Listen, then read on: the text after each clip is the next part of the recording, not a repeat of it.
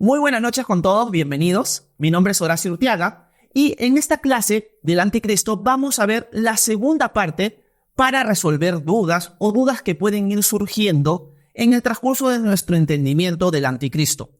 Como ya les he dicho, una de las cosas que tratamos de hacer en esta serie de clases es darnos una perspectiva correcta de este personaje para que no caigamos en los errores de muchos cristianos hoy que se dejan llevar por maestros que solamente buscan causar sensación y entre cada noticia nueva, cada político que aparece controversial, decir que este es el futuro anticristo.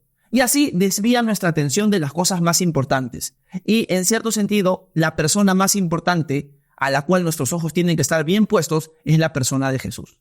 Así que si tenemos un entendimiento claro de quién es el anticristo, vamos a poder tener una centralidad en la persona de Jesús que no se da cuando estamos de un lado para otro siguiendo noticias, porque realmente no tenemos una idea clara de cuándo aparecerá el anticristo, cómo va a aparecer, en medio de qué, en qué tiempo, y eso es algo que hemos ido resolviendo en el transcurso de las clases. Hoy día vamos a seguir resolviendo dudas, y hoy día, si nos alcanza el tiempo, vamos a ver 3 preguntas distintas. La primera pregunta que va a surgir en esta clase es la siguiente: ¿el anticristo resucitará de entre los muertos? ¿El anticristo resucitará de entre los muertos? Hay personas que consideran que el anticristo, en efecto, va a ser alguien que va a resucitar de entre los muertos. Una de las cosas que nosotros podemos ver en el libro de Primera de Corintios es que nuestra fe se fundamenta, se sostiene en la resurrección de Jesús. Por eso Pablo, cuando habla del evangelio, de la buena noticia de salvación, sostiene que la buena noticia incluye la resurrección de Jesús. Y he puesto en pantalla 1 Corintios 15, 3 y 4. El capítulo 15 de 1 Corintios es un capítulo que se enfoca mucho en la resurrección. Así que yo les animo a leer todo el capítulo 15. Pero en estos versículos, Pablo dice lo siguiente: porque yo les entregué en primer lugar lo mismo que recibí, que Cristo murió por nuestros pecados conforme a las Escrituras, que fue sepultado y que resucitó al tercer día conforme a las Escrituras. La resurrección de Cristo es una piedra fundamental de nuestra fe y del mensaje de salvación. Ahora, cuando nos referimos a la persona del anticristo, una de las cosas que hablamos desde la primera clase es que la palabra anticristo nos implica alguien que está en contra de Cristo o que lo reemplaza o lo imita. Por lo tanto, el anticristo es un imitador de Cristo. Y hay algunos que argumentan que el anticristo, al ser un imitador de Jesús, va a resucitar de entre los muertos. Eso es lo que muchas personas argumentan. El anticristo busca imitar a Cristo. Y van a sustentar esta teoría de que el anticristo realmente va a resucitar de entre los muertos en el libro de Apocalipsis. Por lo tanto, vamos a ver que hay 2 posturas. Aquella que sostiene que es una supuesta resurrección y hay aquella que sostiene que en efecto es una resurrección. Aquellos que dudan que es algo ficticio y aquellos que van a argumentar que sí, en efecto, el anticristo va a resucitar. Veamos primero los argumentos o los textos bíblicos que guían a muchos a pensar que el anticristo va a resucitar literalmente. Al igual que Jesús resucitó, el anticristo también va a resucitar. Veamos el primero, que está en Apocalipsis 13, 3 y 4. Apocalipsis 13 es un capítulo bien central que describe muchas cosas de la persona del anticristo. Dato importante es que el anticristo en el libro de Apocalipsis no es descrito, no es nombrado como el anticristo, sino como la bestia. El anticristo es un término que lo usa Primera de Juan, pero que el libro de Apocalipsis se refiere a él como la bestia. Y miren lo que dice Apocalipsis 13, 3 y 4. Vi una de sus cabezas como herida de muerte, pero su herida mortal fue sanada. Y la tierra entera se maravilló y seguía tras la bestia. Adoraron al dragón porque había dado autoridad a la bestia. Adoraron a la bestia diciendo: ¿quién es semejante a la bestia? ¿Y quién puede luchar contra ella? Si se dan cuenta, el texto es claro en mostrarnos que tuvo una herida de muerte y su herida mortal, que lo guía a la muerte, fue sanada. Por lo tanto, ese texto nos pareciera indicar que el anticristo va a ser asesinado y va a volver de entre los muertos. Eso es lo que el texto aparentemente nos está mostrando, al punto que todos los habitantes de la tierra se van a maravillar tras ver este suceso y van a decir: ¿quién es semejante a la bestia? ¿Quién puede luchar contra ella? Ha sido prácticamente asesinada y ha regresado a la vida. Así que ese es un texto central para argumentar que el anticristo en efecto va a resucitar. Otro texto que está en Apocalipsis 17 también nos da una descripción similar y nos dice que la bestia que viste era y ya no existe y está para subir del abismo e ir a la destrucción. Y los moradores de la tierra cuyos nombres no se han escrito en el libro de la vida desde la fundación del mundo se asombrarán al ver a la bestia que era y ya no existe, pero que vendrá. Acá se nos presenta que la bestia estaba, vamos a decirlo así, era, pero ya no existe, dejó de existir, aparentemente murió, pero que vendrá. Y eso hace que los habitantes de la tierra se sorprendan al ver en un momento a la bestia, luego ya no verlo, y luego nuevamente apareciendo en escena. Por lo tanto, se argumentan que estos textos nos indican claramente que es una resurrección literal del anticristo. El anticristo muere y vuelve a la vida. Esto significaría que Dios en cierto sentido está permitiendo esto, porque el único que podría hacer que el anticristo vuelva a la vida es Dios mismo. Así que estos textos nos indicarían que el anticristo en efecto va a resucitar. Va a ser alguien asesinado y luego va a volver a la vida. Y esta copia, esta imitación de la resurrección de Jesús en su persona va a hacer que los habitantes de la tierra se asombren y prácticamente le entreguen toda la autoridad a él, porque no hay nadie como él.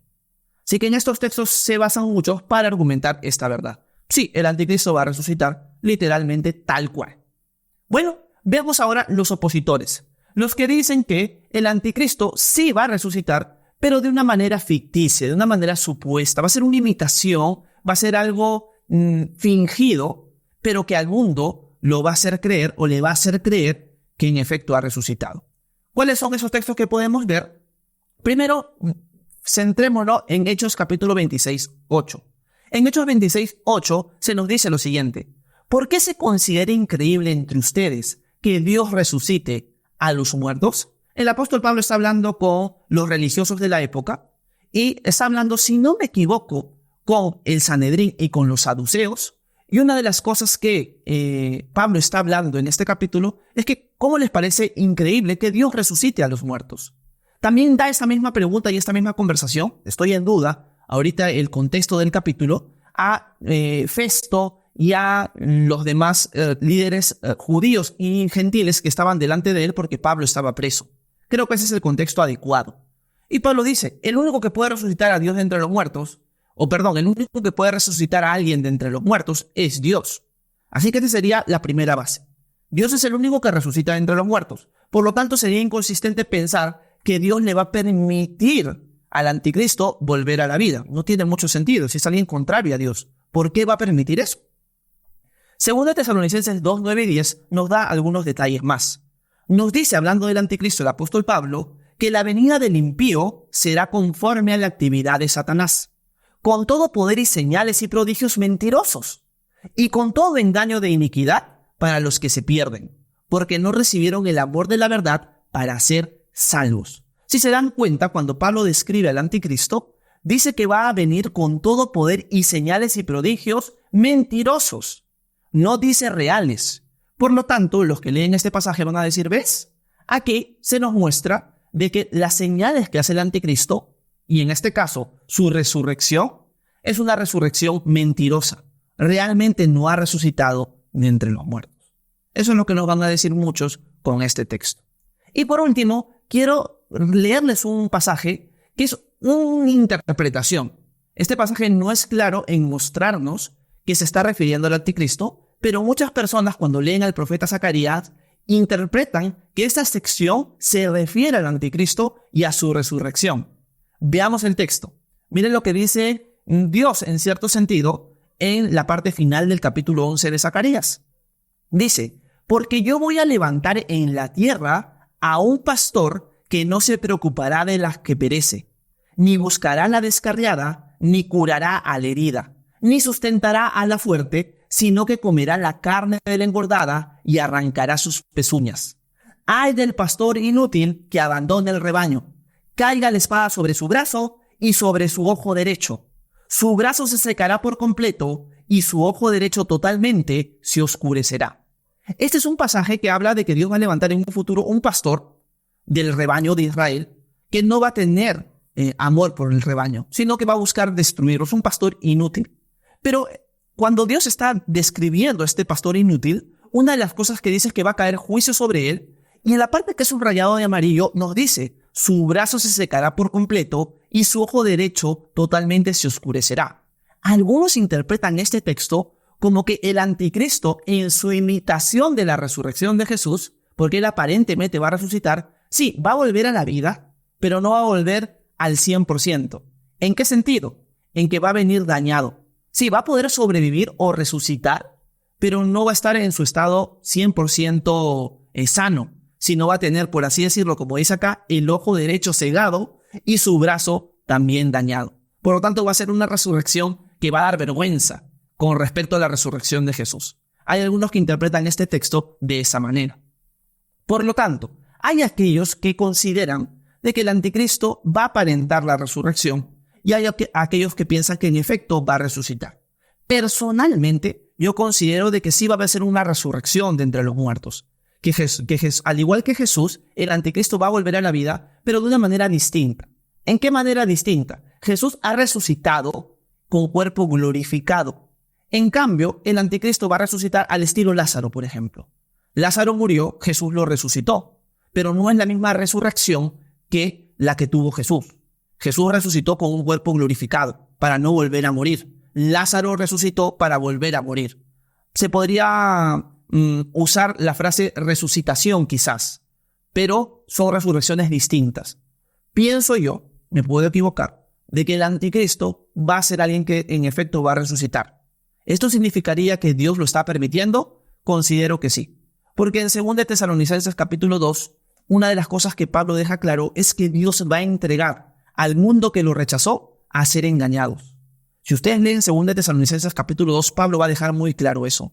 El Señor va a entregar a la humanidad a caer bajo el engaño del anticristo, porque ellos rechazaron la verdad. Y como rechazaron la verdad, Dios los entrega a esa mentira. Así que la postura personalmente que tengo yo es que el anticristo va a volver a la vida, pero me gusta ese pasaje de Zacarías que nos indicaría que aunque va a volver a la vida, va a volver bien dañado. O sea, va a ser una vergüenza en su imitación a la resurrección de Jesús. No sé qué piensan ustedes al respecto. Hago una pausa chiquita nada más para ver si alguien me dejó alguna pregunta. Si tienen alguna duda, alguna inquietud, déjenme en la sección de comentarios y los leo inmediatamente. Y si no, continuamos con la segunda pregunta. Dylan dice, tengo una teoría. El anticristo es la IA, quiere que llegue a ser omnipotente. Así dijeron.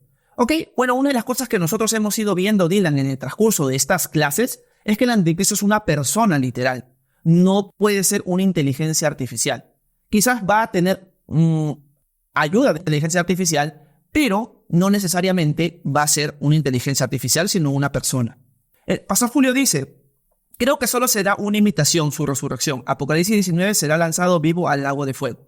Sí, personalmente hay personas que consideran de que la resurrección del anticristo va a ser una resurrección ficticia, pero aquellos como por ejemplo yo que consideramos que el anticristo sí va a resucitar por voluntad de Dios, no necesariamente va a ser alguien que va a resucitar sin poder volver a morir, sino que él va a morir. Al igual que Lázaro, cuando es resucitado por Jesús, tiene que volver a morir, el anticristo también, y va a ser arrojado al lago de fuego. Pero hay esas dos posturas, pastor, así que sí, discrepamos en eso y al final, en cierto sentido, son teorías que al final son irrelevantes, ¿no? Al final lo sabremos. Eso es lo más importante. Pero hay personas que pueden tener estas dudas y es importante enmarcarlas correctamente para que sepan que hay estas distintas posturas y que hay estos distintos argumentos y puedan tener una idea completa de la persona o el personaje del anticristo. Gracias por sus comentarios. Bueno, volvamos ahora a la presentación y pasemos a la siguiente parte o a la siguiente pregunta. La siguiente pregunta surge en torno a una teoría que en los primeros siglos de la Iglesia se desarrolló abundantemente. ¿Cuál es esta teoría? Que el anticristo va a ser el César Nerón resucitado. Hoy día vamos a hablar en estas 3 preguntas sobre resurrecciones. La primera es la resurrección general. ¿El anticristo va a resucitar o no? La segunda tiene que ver con el César Nerón. Y en la siguiente, ¿el anticristo podría ser el César Nerón resucitado? Vamos a hablar de eso a continuación. Una de las cosas que ya hemos leído en Apocalipsis capítulo 13 es que se nos dice que el anticristo va a sufrir una herida de muerte, pero su herida mortal es sanada. Y eso nos habla de su muerte y su vuelta a la vida. Varios van a tomar ese texto de esta manera.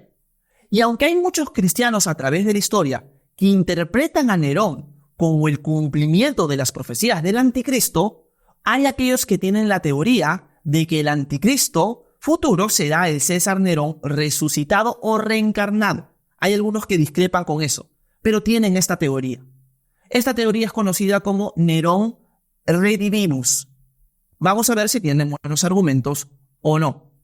Una de las cosas que hemos visto en las primeras clases del anticristo es que hay muchos cristianos actualmente que interpretan a la luz del texto bíblico que el anticristo en su profecía ya se desarrolló al 100%. En otras palabras, que la profecía del anticristo ya se cumplió en la persona del César Nerón. Por lo tanto, cada vez que uno habla del anticristo como una persona futura, se estaría equivocando, porque las profecías apuntaban al César Nerón. Hay una teoría que interpretan de esa manera muchos cristianos y lo tratamos en una de las clases. Así que los animo a revisar esas clases para que vean los argumentos y por qué personalmente considero que no son buenos argumentos, aunque obviamente discrepo respetuosamente con ellos. Así que hay aquellos que piensan que César Nerón es o va a ser el anticristo resucitado en el final de los tiempos. Vamos a ver algunos argumentos de esta teoría. Primero tenemos que entender que el César Nerón murió en el año 68 después de Cristo y que ahí surge el rumor de que Nerón realmente no había muerto, sino que huyó al reino de los partos para luego venir como rey de los partos y establecerse nuevamente en Roma. Y esto es lo que empieza a dar el mito de Nerón Redivivus. Eso es lo que empieza a dar todo lo que se va a desarrollar con este mito. Nerón supuestamente no había muerto en el 68, sino que había huido, se había ido al reino de los partos y luego iba a volver a reconquistar. Y ahí empiezan ya las teorías. Empiezan haciendo siempre con que Nerón realmente no ha muerto. Así empieza esta teoría. Luego, historiadores como Tácito y Suetonio van a decir que en el transcurso de las décadas después de la muerte de Nerón, surgieron 3 personajes que decían ser el mismo Nerón. O sea que esta teoría y este mito estaba bien fuerte, bien enraizado en la cultura de la época, al punto que pasaban los años y aparecían falsos Nerones. ¿Por qué aparecían falsos Nerones? Porque la gente tenía esta expectativa. La gente pensaba que Nerón en efecto iba a resucitar de entre los muertos y que iba a volver para conquistar Roma. A partir del siglo I, al final del siglo I, se empezó a decir que en efecto el César Nerón había muerto, pero que regresaría de entre los muertos para volver a Roma y reclamar el imperio. Ya al finales del siglo I, Nerón muere en el 68, y él se empieza a decir, bueno, realmente Nerón ha muerto, pero va a resucitar y va a reclamar Roma. Y es algo que ya estaba bien enraizado en la cultura romana y la cultura circundante a esa época. Muchos cristianos también van a tener esta teoría, y eso lo vamos a ver a continuación. Una de las cosas que nosotros podemos ver en textos apócrifos, como la ascensión de Isaías y los oráculos sibilinos, es que ellos mostraban también a Nerón como el anticristo que iba a volver reinante, triunfante, a conquistar el mundo. Y esto lo podemos ver, por ejemplo, en un texto apócrifo, es un texto de finales del siglo I, principios del siglo II, que nos muestra que la idea que tenía la gente de la época era que Nerón iba a ser el anticristo resucitado. Y lo podemos ver en la ascensión de Isaías, en la sección que se llama el Testamento de Ezequías. Este es un texto apócrifo, es un texto espurio, es un texto fabricado mucho tiempo después de la escritura, pero que empezó a circular mucho en esa época. Así que la profecía que tiene la ascensión de Isaías no es una profecía válida, pero sí nos ayuda a entender el pensamiento de la época y cómo muchos, hasta cristianos, pensaban que en efecto el anticristo iba a ser Nerón resucitado. Miren lo que dice el texto en esta pequeña porción. Así pues, Ezequías y Jasub, hijo mío, tales serán los días del fin del mundo. Tras su consumación, descenderá el gran príncipe Beliar, rey de este mundo, que lo ha poseído desde que existió. Bajará de su firmamento en forma humana el rey inicuo y matricida Nerón, que es ese mismo rey. Perseguirá la planta de los 12 apóstoles del amado, perseguirá la planta que los 12 apóstoles del amado habrán plantado, uno de los cuales será entregado en su mano. Este príncipe vendrá bajo la forma de ese rey, y con él llegarán todos los poderes de este mundo, y le obedecerán en todo lo que desee. Si se dan cuenta, este texto es claro de mostrar a Nerón como el anticristo futuro que viene a reinar en el mundo, y es el anticristo Nerón resucitado. No es un personaje futuro independiente de Nerón, sino es el resucitado. Así que acá vemos un texto antiguo de la idea de la resurrección de Nerón. Y los oráculos civilinos también nos ponen unas ideas similares. Además de eso, Agustín de Hipona, y estamos hablando de los años aproximadamente 400, y estamos hablando del siglo V, nos cuenta en su escrito La ciudad de Dios que había personas que pensaban lo mismo, que el anticristo era Nerón y que iba a resucitar de entre los muertos. Y en el capítulo 19 de su libro La ciudad de Dios, él toca este tema. Y vamos a leer este extracto. Dice, y ahora principia a obrar el misterio de la iniquidad. Está explicando 2 Tesalonicenses capítulo 2. Y dice, imaginan que lo dijo por Nerón. O sea, el apóstol Pablo lo está diciendo, lo está profetizando por el César Nerón, cuyas acciones ya parecían ser semejantes a las del anticristo. Por lo social sospechan algunos que ha de resucitar y que ha de ser el anticristo. Noten lo que he subrayado. Hay algunas personas que consideran que Nerón iba a resucitar y que ha de ser el anticristo. Aunque otros piensen que tampoco murió, sino que le escondieron para que creyeran que era muerto, y que vivo está escondido en el vigor de la edad juvenil en que estaba cuando se dijo que le mataron, hasta que se descubra su tiempo y le restituyan en su reino. Muchos me admiran la gran presunción de los que tal opinan. O sea, Agustín está diciendo, en mi época hay personas que consideran que Nerón va a ser el anticristo resucitado. Pero también hay algunos que piensan que no ha muerto, sino que ha sido escondido, pero que se mantiene en la misma edad desde que lo escondieron. Y se le va a liberar en algún momento para que vuelva a tomar su reino. Pero, no sé, me sorprende el pensamiento de estas personas. Es lo que dice Agustín de Hipona en su libro La ciudad de Dios. Y esto nos reafirma la teoría que tuvieron algunos de decir que Nerón iba a ser el anticristo resucitado. Así que acá ya pueden ver cómo era el pensamiento de los primeros siglos dentro de la iglesia y fuera de ella con respecto a este personaje. Por eso pienso yo que hay muchos cristianos el día de hoy que consideran que el cumplimiento de la profecía del anticristo fue en la persona de Nerón. Y hemos visto argumentos que lo desmontan, lo desmantelan este argumento y nos muestran que es un argumento errado. El pensamiento de la iglesia en general, y sobre todo de los que escribieron y estudiaron el tema del anticristo como Hipólito de Roma, nos demuestra que su entendimiento era de un personaje futuro, pero que sí iba a ser parte del Imperio Romano. Eso es algo muy interesante. Bueno, veamos ahora la tercera persona. La tercera persona que vamos a ver, y que ese es el argumento, por así decirlo, más largo, es el argumento de que el anticristo va a ser el mismo apóstol Judas reencarnado. Esa teoría sí se enfoca en Judas como alguien reencarnado. Y hemos visto que sí hay buenas posturas o sí hay buenos argumentos para sustentar de que el anticristo va a ser alguien que va a volver a la vida. Algunos piensan que es algo fingido, algo que solamente en apariencia, y algunos pensamos que en efecto Dios le va a dar la capacidad de volver de entre los muertos. Luego hemos visto que hay personas que consideraban, eso es algo que ya no se considera hoy, que Nerón resucitado era el anticristo o va a ser el anticristo. Y por último vamos a ver que hay personas que consideran que el apóstol Judas, aquel que traicionó a Jesús, va a estar reencarnado en la persona del anticristo. O sea, cuando tú veas al anticristo, no va a ser literalmente Judas, pero sí va a ser, por así decirlo, su espíritu. O sea, va a ser reencarnado en este personaje futuro.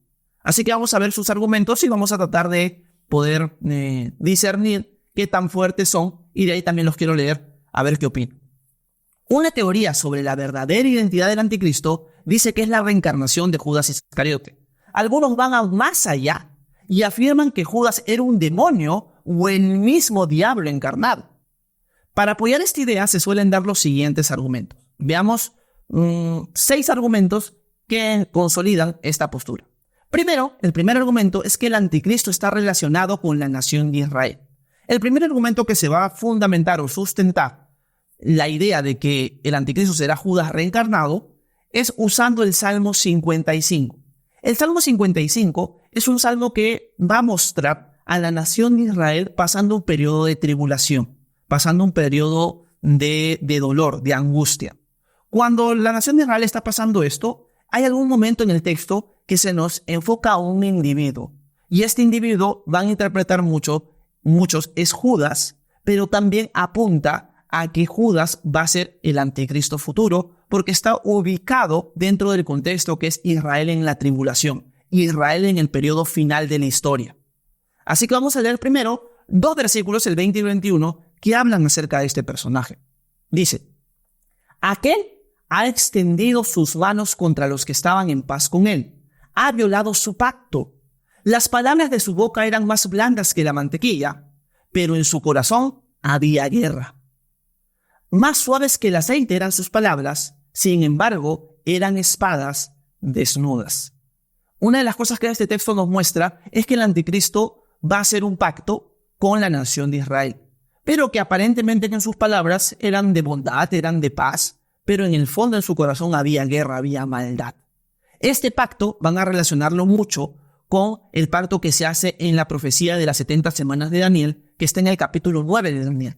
En el capítulo 9 de Daniel se nos dice que el anticristo va a hacer un pacto con la nación de Israel que va a durar 7 años. Y a la mitad, a los 3 años y medio, va a quebrar ese pacto. Y luego, en el Salmo 55, se nos vuelve a tocar el personaje que muchos interpretan como Judas, que va a ser alguien reencarnado en la persona del anticristo. Y nos dice el versículo 12 y 13, estamos retrocediendo en el Salmo 55.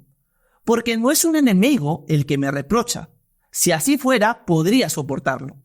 Ni es uno que me odia el que se ha alzado contra mí. Si así fuera, podría ocultarme de él. Sino tú, que eres mi igual, mi compañero, mi amigo íntimo.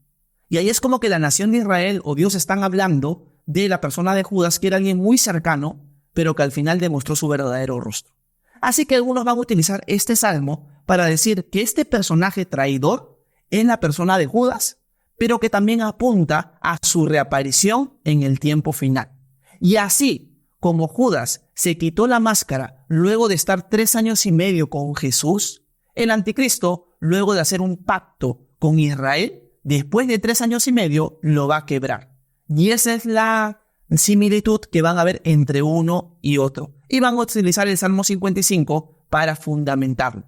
Así que este sería el primer fundamento, la primera columna de todo este argumento. Judas es interpretado en el Salmo 55 como alguien que también está ubicado en los tiempos finales y alguien que va a traicionar a la nación de Israel y va a quebrar su pacto. Así que por eso ven a Judas reencarnado en el anticristo. Esto es lo primero. Lo segundo es el pacto de muerte. Como hemos dicho, la nación de Israel en los tiempos finales va a ser un pacto de 7 años. Ese pacto de 7 años va a ser quebrado por el anticristo a la mitad, a los 3 años y medio. De esto habla el profeta Isaías en Isaías capítulo 28-18. Y dice que la nación de Israel ha hecho el pacto con la muerte. Y miren lo que dice: será terminado el pacto de ustedes con la muerte. Su convenio con el Seol no quedará en pie. Cuando pase el azote abrumador, ustedes serán pisoteados por él. Acá se nos demuestra que ese pacto con la muerte va a ser quebrado y ellos van a sufrir por haber hecho el pacto con el anticristo. Muchos interpretan este pasaje de esa manera. Pero cuando leemos Apocalipsis 6, versículo 8, se nos va a mostrar a un personaje, a un jinete del Apocalipsis que se llama la muerte y que el Hades lo sigue. Quiero seguir la idea que dan los que argumentan esto de la siguiente manera. Muchos van a decir lo siguiente: así como Jesús en el Nuevo Testamento es mostrado desde 4 perspectivas distintas, Mateo, Marcos, Lucas y Juan, el libro de Apocalipsis en el capítulo 6 nos relata también 4 vistas o 4 perspectivas del anticristo mismo en los 4 jinetes del Apocalipsis. Eso es lo que nos va a mostrar el texto de Apocalipsis 6. Cuando vemos los distintos jinetes, nos está mostrando 4 perspectivas de un mismo personaje. Este es el anticristo. Así que este caballo que vamos a leer, o este jinete que vamos a leer en el versículo 8 de Apocalipsis 6, sería una perspectiva del anticristo, algo que él va a hacer. Y miren lo que dice. Y miré, y había un caballo amarillento. El que estaba montado en él se muerte, y el que lo seguía. Y se dio autoridad sobre la parte de la tierra para matar con espada, con hambre, con pestilencia y con las fieras de la tierra. Acá se le llama al jinete del caballo muerte. De la misma manera que el anticristo ha hecho un pacto con Israel, y es que hicieron un pacto con la muerte. Por lo tanto, está equiparando al anticristo con este jinete. Así lo ven los que argumentan esto. Ahora dice que el Hades lo seguía. El Hades es un lugar donde están los muertos. Si Judas murió y terminó en el Hades, nos estaría dando como un indicativo de que este jinete es el mismísimo anticristo, quien es Judas resucitado de entre los muertos. Así que este pacto con la muerte nos estaría apuntando también a la persona de Judas reencarnado en el anticristo. Eso es el segundo argumento que ellos van a dar. Tercer argumento es bien interesante, porque es el hecho de que al anticristo y a Judas se les llame hijo de perdición. Por ejemplo, cuando Jesús se refiere a Judas en Juan 17:12, nos dice lo siguiente. Jesús está hablando aquí y dice, cuando yo estaba con ellos, los guardaba en tu nombre, está orándole al Padre, el nombre que me diste, y los guardé y ninguno se perdió, excepto el hijo de perdición, para que la escritura se cumpliera. Cuando Jesús dice que el único que se perdió fue el hijo de perdición, está hablando, obviamente, del apóstol Judas. Así que acá vemos que Jesús se refiere a Judas como el hijo de perdición. Pero cuando entramos al Nuevo Testamento y vemos a Pablo referirse al anticristo, vamos a ver que Pablo se refiere al anticristo exactamente como el hijo de perdición. Según de Tesalonicenses 2:3, Pablo dice que nadie los engañe en ninguna manera, porque no vendrán sin que primero venga la apostasía y sea revelado el hombre de pecado, el hijo de perdición. Por lo tanto, el hijo de perdición es Judas y también es el anticristo. Por lo tanto, Judas es el anticristo reencarnado. Esa es una de las teorías que algunos sostienen y se basan en esta argumentación. Vamos a sumar una más. Cuarta argumentación. Judas es más que un hombre. Judas es alguien que está influenciado por Satanás. Algunos van a pensar, como vimos al principio, que Judas realmente es alguien poseído literalmente y hasta encarna mismo a Satanás. Miren lo que dice Mateo 26:24. Acá se nos muestra que Judas realmente era un hombre. Y Jesús dice, el Hijo del Hombre se va, según está escrito de él. Pero ay de aquel hombre por quien el Hijo del Hombre es entregado. Mejor le fuera a ese hombre no haber nacido. Acá reconocen que Judas era un hombre.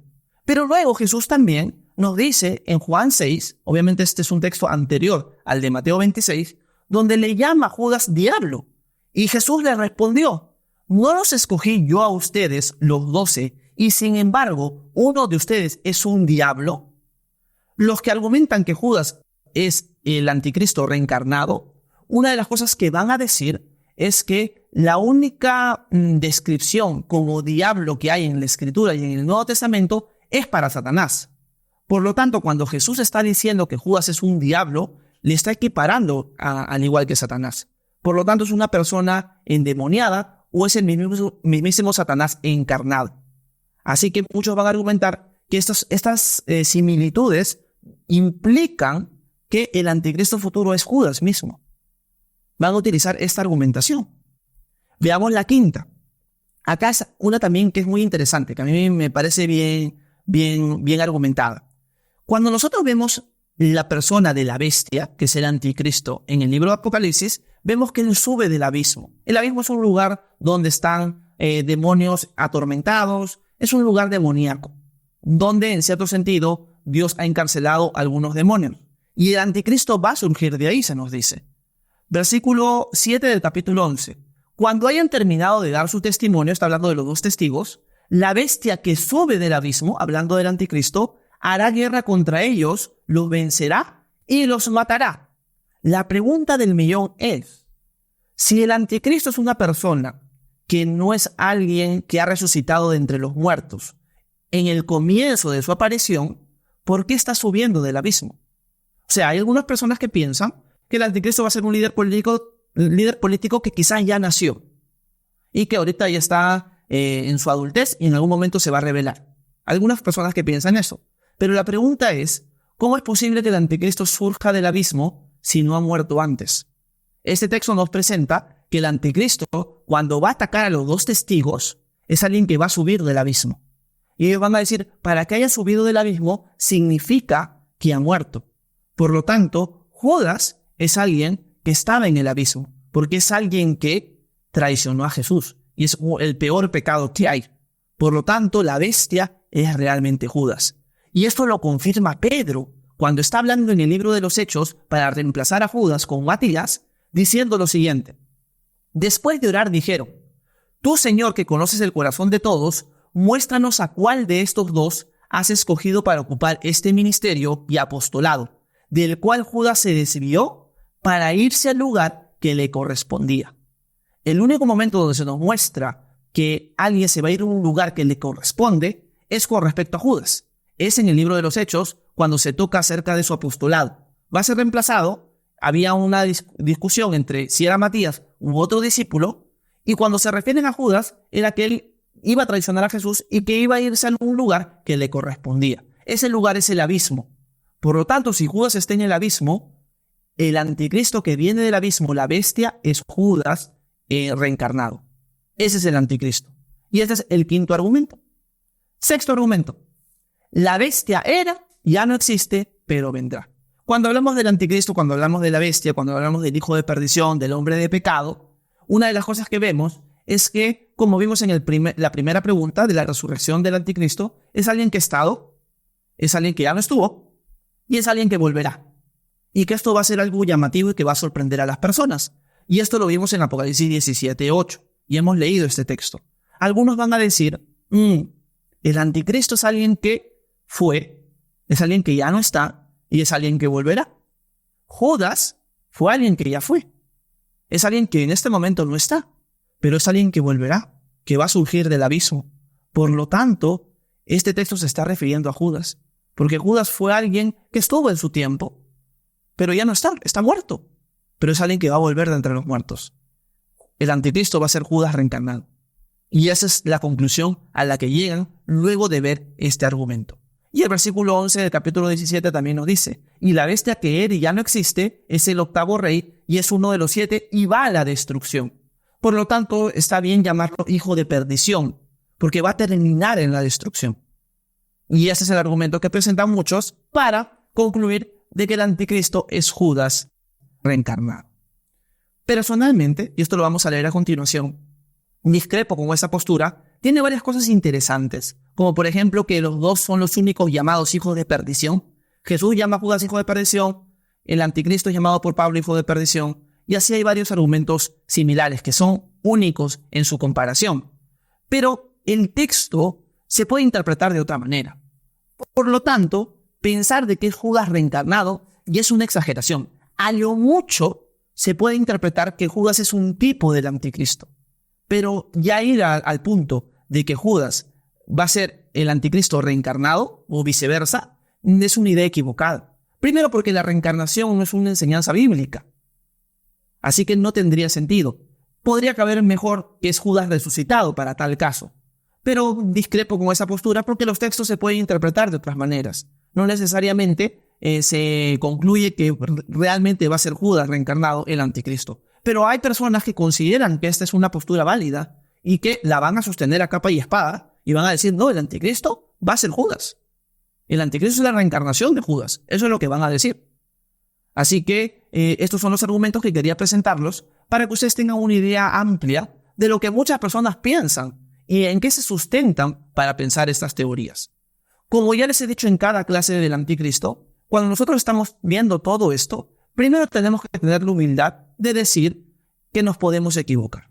¿A qué me refiero? Cuando estudiamos profecía bíblica, no podemos decir que estamos 100% seguros de las cosas, porque realmente no ha pasado aún. Y mientras no haya pasado, no se hayan cumplido estas profecías, siempre tenemos que ser humildes y decir, bueno, nos podemos equivocar. Viendo los textos podemos llegar a ciertas conclusiones, pero podemos estar no viendo alguna otra perspectiva. Así que hay que ser humildes. Pero en lo básico del anticristo, creo que hemos podido abarcar en todas estas clases los distintos argumentos, las distintas descripciones, las distintas teorías, las distintas sombras o tipos que nos van a ayudar a ver cuál es el pensamiento cristiano de la época y de los siglos anteriores. Así que hemos podido resolver, por así decirlo, 3 preguntas adicionales esta noche con respecto al anticristo. Hemos visto que el anticristo va a resucitar y hay algunos que piensan que es algo fingido. Hemos visto que algunos han pensado en la historia que el anticristo será Nerón resucitado. Y estamos viendo que hay personas que argumentan que el anticristo será Judas resucitado. Lo que me llama la atención es que al final el común denominador es que el anticristo va a ser una persona resucitada. Y eso me parece muy interesante.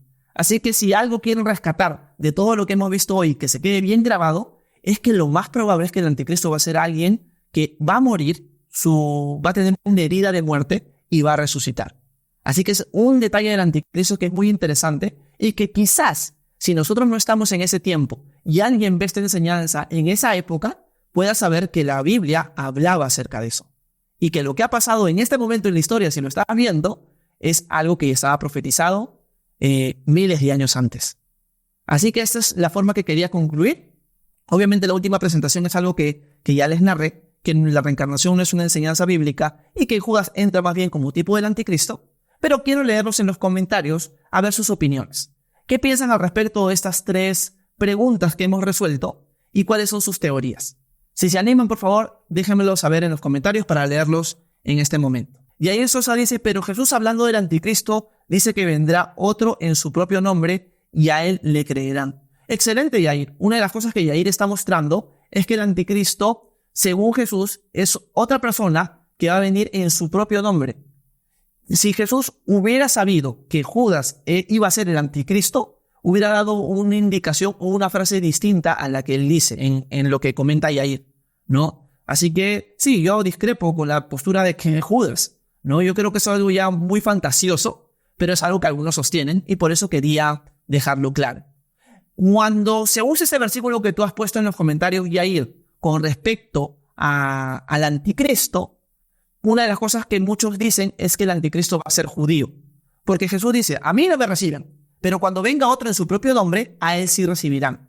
Por lo tanto, nación de Israel, yo como Mesías, yo como judío, he venido. Cuando venga otro de la misma nación, cuando venga otro israelita, pero en su propio nombre, a él sí le van a creer. Y muchos dicen que ese texto nos indica que el anticristo va a ser judío.